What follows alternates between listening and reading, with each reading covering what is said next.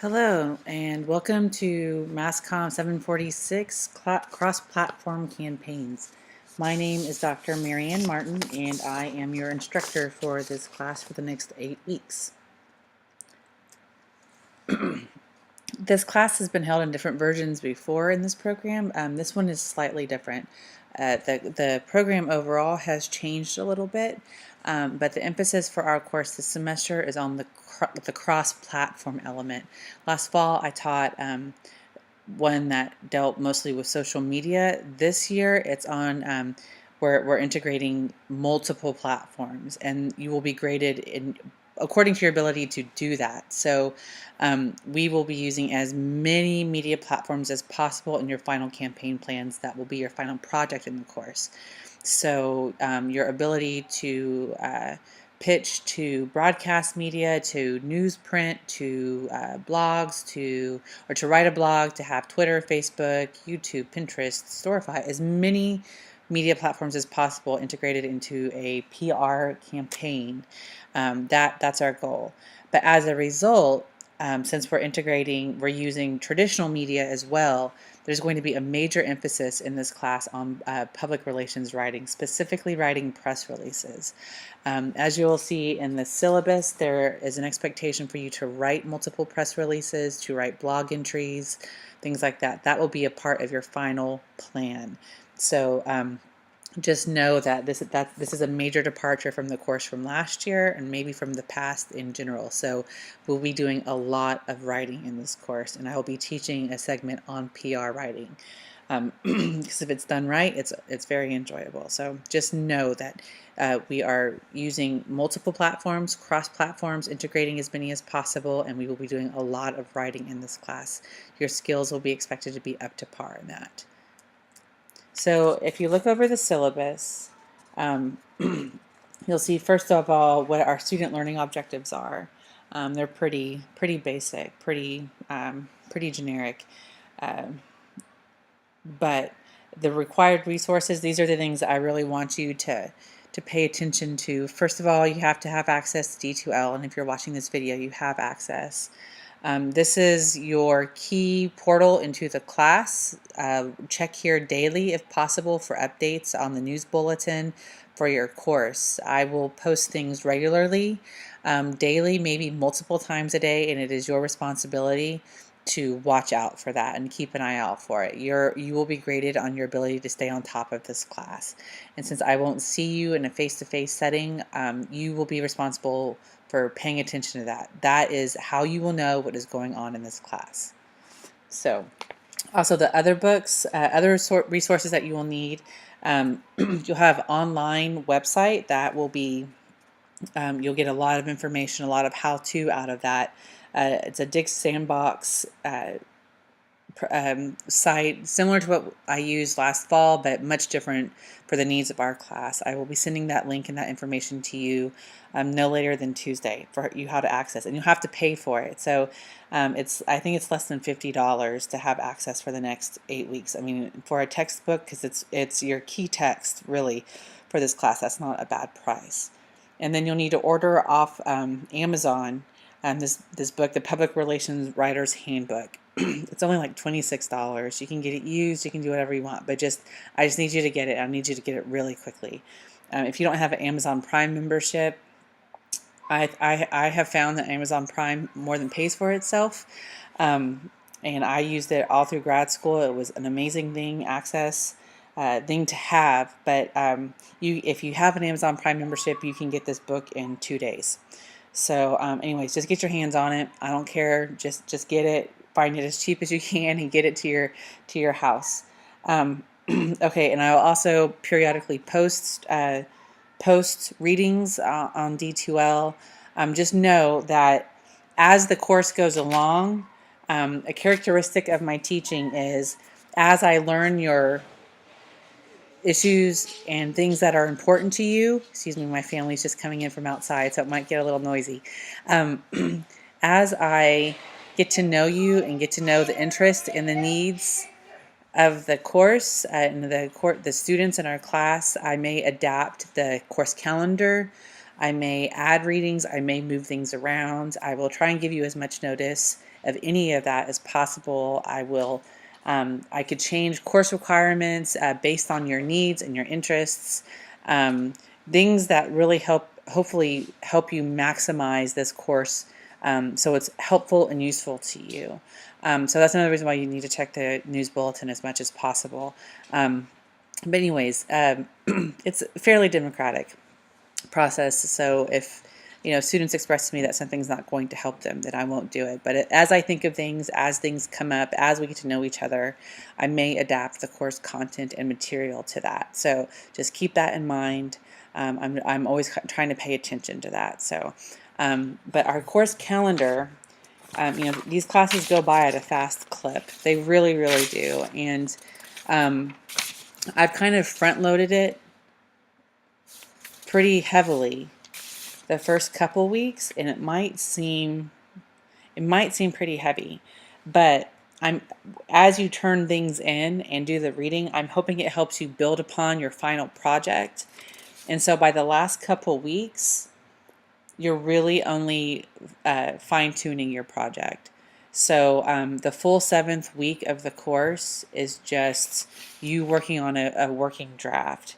And then the 8th week is me going over those working drafts, you commenting on one another's working drafts before you finally turn it in on October 18th. So, so this first week, there is material that you need to get a hold of and read. It's printed on the course calendar. So you'll read the first unit of the online course readings. You'll read chapter 1 of the digital PR writer's handbook. You'll watch Dr. Cecil's video on PR history. And honestly, this is very light reading for a graduate level course, but you need to get on top of that.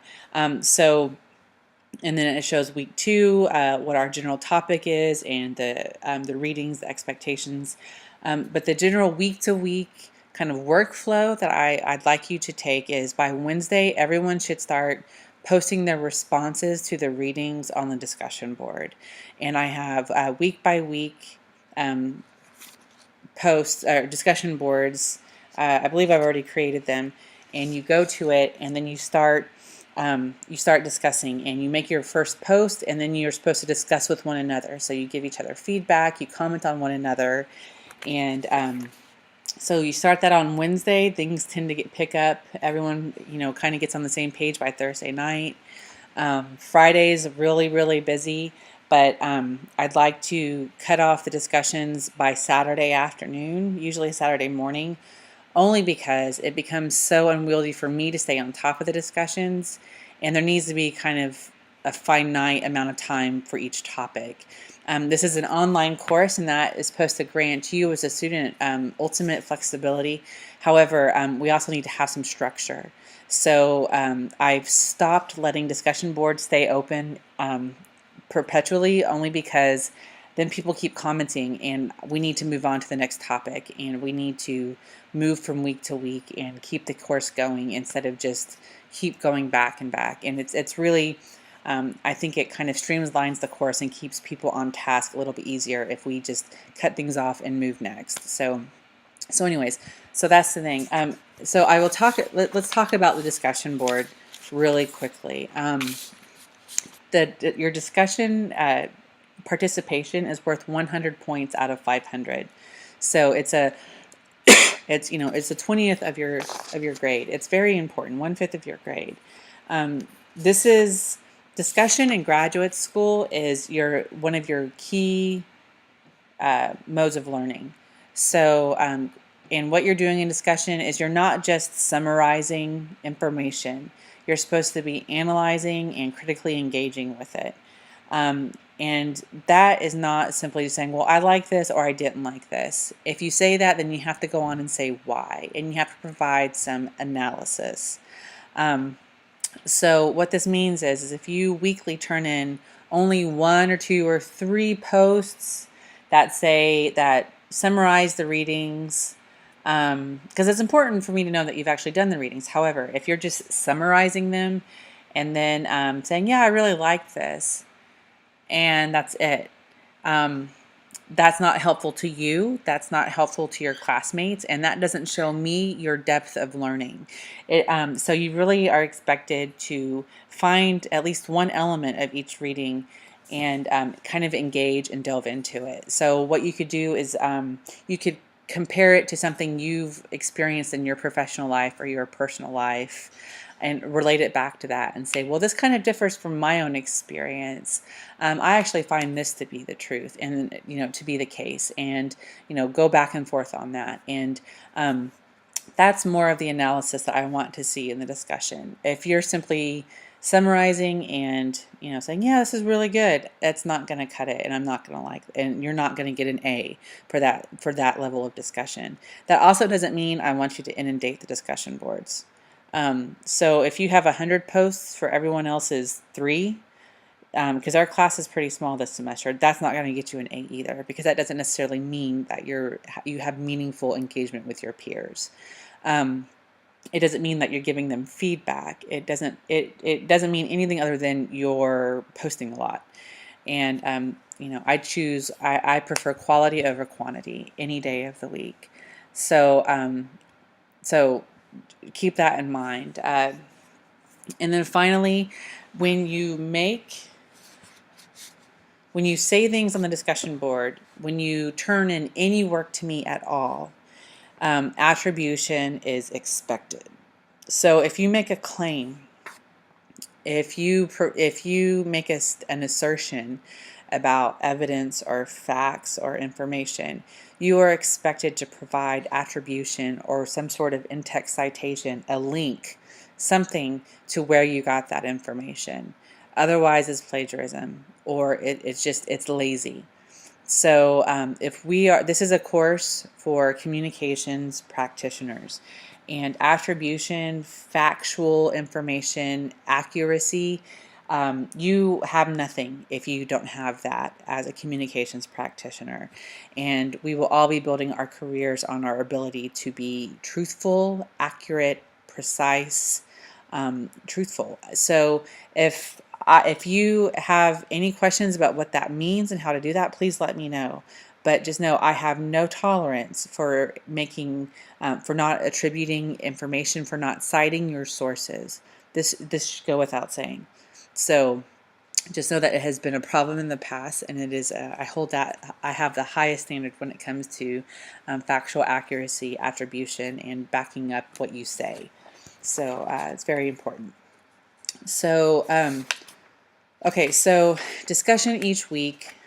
Start on Wednesday. We'll be finished by Saturday morning, and that way you can just move on and work on the next week's work. But you'll have weekly, well, not really weekly, but every week or so you'll have a major component, a major draft, a draft of a major component of the final project due. And they each have points awarded to them, some more than other. So pay attention to the deadlines for that. I have posted those directly underneath the campaign plan subheading, but you are supposed to turn those in by Wednesday. It's about so you have your pitch for your project. Your campaign plan is due next Wednesday. And then 2 Wednesdays after that, you have your profile of your client. The following Wednesday, on the 25th, you have your media plan due. You have some substantial campaign writing due by October 2nd. And then your working draft is due on a Friday, on October 11th, which is the 7th week of our class. So Wednesdays will be your general due date for final assignment components.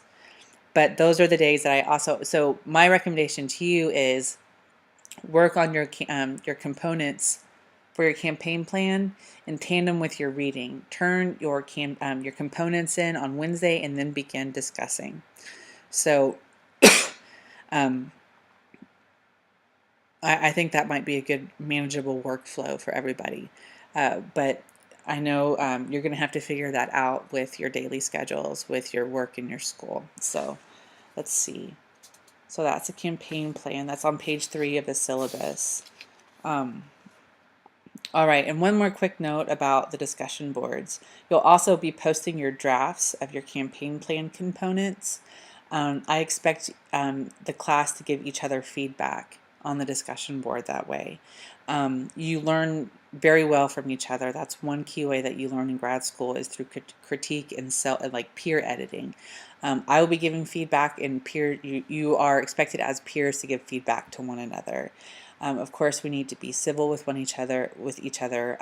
Keep everything, you know, be kind to your peers. There's no need to be confrontational. So, all right. Okay, if you want to contact me, the best way to reach me is not through D2L. I'll just tell you that straight up because I'm not on D2L throughout the day. I am on my work email address, and please feel free to email me with any questions there. So it's marianne.martin@okhouse.gov. Next, you can call me on my cell phone, and the number is stated here. And it's also written on the syllabus. The last best way to reach me is through the D2L course mail. I just don't access it through the day.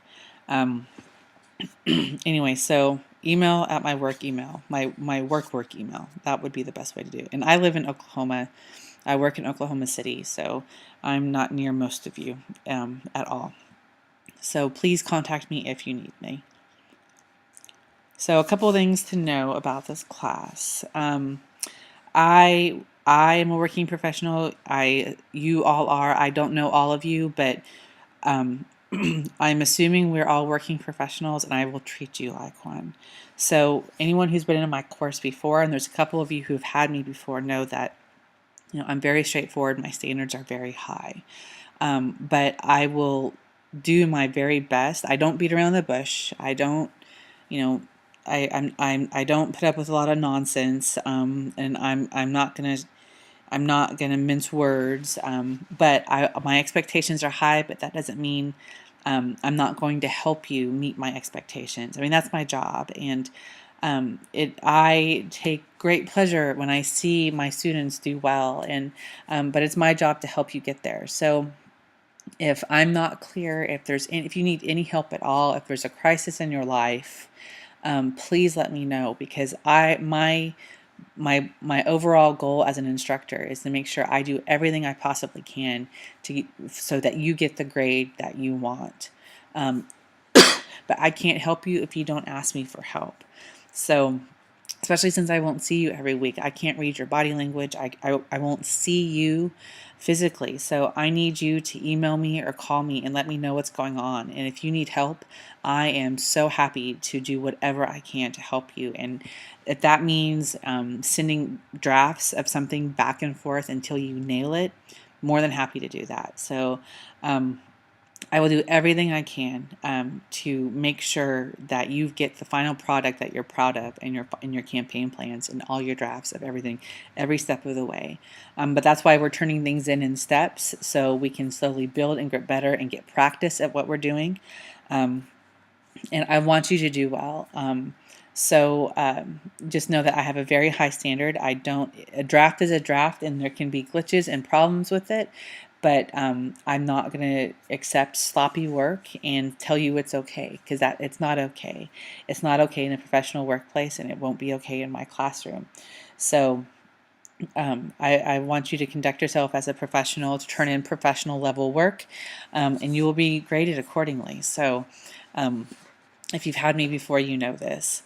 But again, I will do everything I can to help you. Just please let me know what I can do, and I'll make it happen. So anyways, this week, look for the video on the readings. I'll have that posted hopefully by Wednesday. And then already posted is Dr. Cecil's Dr. Cecil's video on, sorry, it says reading, but it's actually a video on PR history. So start going over that. That's about 40 minutes long. So you'll really have to set aside a chunk of time. In the meantime, get on Amazon, find that book. And then by tomorrow night, or by Tuesday night, I hope to make sure everyone has access to the Dig Sandbox website. It's pretty useful. It's pretty accessible. The information is. I think you'll like it. We've worked really hard getting it together. It should give you so much information that I think will give you a nice little handbook, a nice little guidebook on how to do what we're doing this semester. So I think it will be really good. Let's see. And then, so anyway, so have a good week. We're going to have a great class. I think it's going to be really, really fun. We're all going to get to do some really creative projects that I think will really kind of help us find out where we want to be, in regards to public relations. I think it'll be a lot of fun. So anyways, have a good week, and we'll talk again soon. Bye.